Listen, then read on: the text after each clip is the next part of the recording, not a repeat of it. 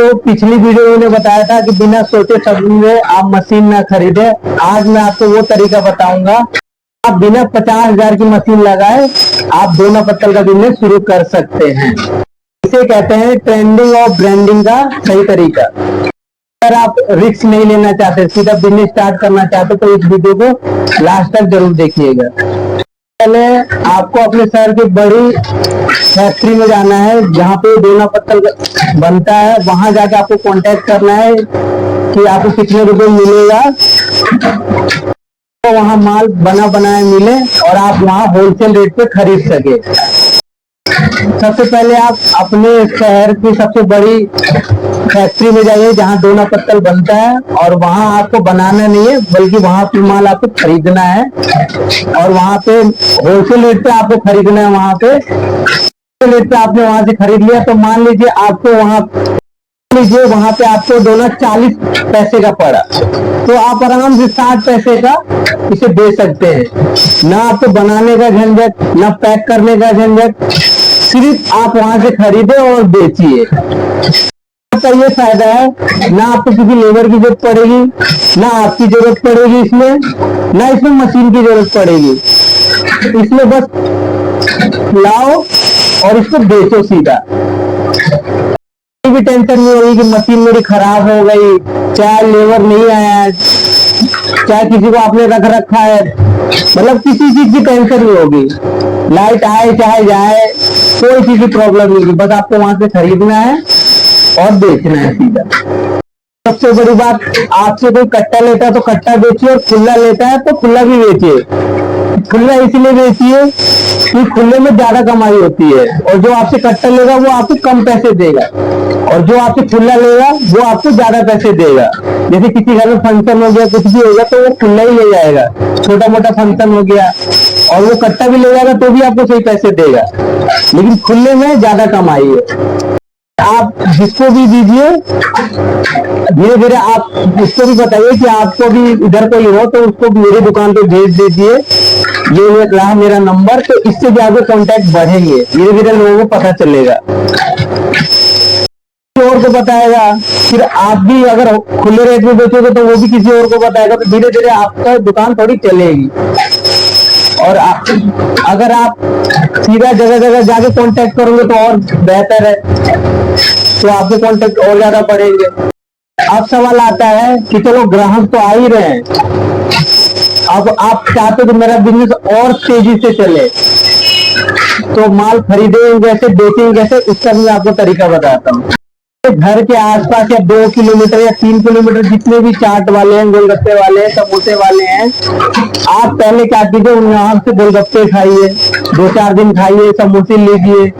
उसके बाद आप उनसे धीरे धीरे बोलिए आप ये दोने कहीं से लेते हैं, ये प्लेट कहाँ से लेते हैं, तो वो आपको खुद ही बताएगा। अगर आप डायरेक्ट जाके पूछोगे तो नहीं बताएगा, उससे पहले आपको थोड़ा सा 2-4 बार जाना पड़ेगा ताकि उसको लगे कि हाँ ये बंदा। तो अगर आप वहां जाओगे तो 2-4 बार आप वहां जाना, समोसे लेना, गोलगप्पे लेना, जो भी लेना, उसके बाद धीरे धीरे अपनी बातचीत वहां करना, और शुरुआत में थोड़ा सा पैसे कम ही में देना ताकि वो आपसे माल एक बार खरीद सके। और जैसे जैसे आप 1-2 महीने या 4-6 महीने थोड़ा पुराना हो जाओगे तब उसको बोलोगे भाई रेट बढ़ गया, तब वो आपसे माल लेना छोड़ेगा नहीं। अगर आप शुरू में ही महंगा बेचोगे तो हर बंदा ये सोचता है यार इससे क्यों लूं, जब ये थोड़ा सस्ता देगा तभी लूंगा ना, तो पहले आप थोड़ा सा सस्ता बेचो। अब जब उसके बाद जब 1-2 महीने बाद आप देने लग जाओगे तो जब आपको लगेगा कि हाँ यार अब थोड़ा 1-2 महीना हो गया, मैंने तो 4-5 बार 6 बार दे दिया, तो आप बोलिएगा थोड़ा ना रेट थोड़ा बढ़ गया है, इसलिए मैं आपको ज्यादा नहीं 1 रुपये और महंगा कर रहा हूँ, तो वो बंदा मान जाएगा। अगर आप शुरू में महंगा बेचोगे तो वो बोलेगा नहीं यार नहीं लेना है, तो इसके लिए भी थोड़ा ये ध्यान रखना, आप पहले थोड़ा माल सस्ता बेचना। धीरे धीरे जब आपका थोड़ा मुनाफा होने लग जाए तो आप मशीन भी खरीद सकते हैं।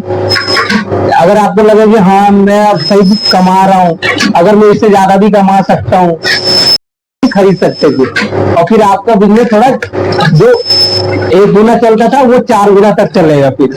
तो ये भी आप ध्यान रखना। और एक मेन बात मैं आपको बताना और चाहूंगा, जैसे कि आप दोना पत्तल तो रख ही रहे हो साथ में, लेकिन ये नहीं कि सिर्फ इसी से आपकी दुकान चलेगी, आपको गिलास भी रखना है, चम्मच भी रखना, प्लेट भी रखना, हर चीज रखनी है।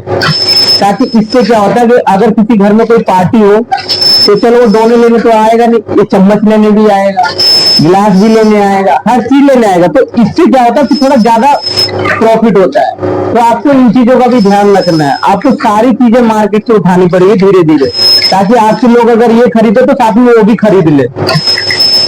तो इस बात का भी आप ध्यान रखें कि आप सारी चीजें मार्केट से धीरे धीरे उठाने लग जाए।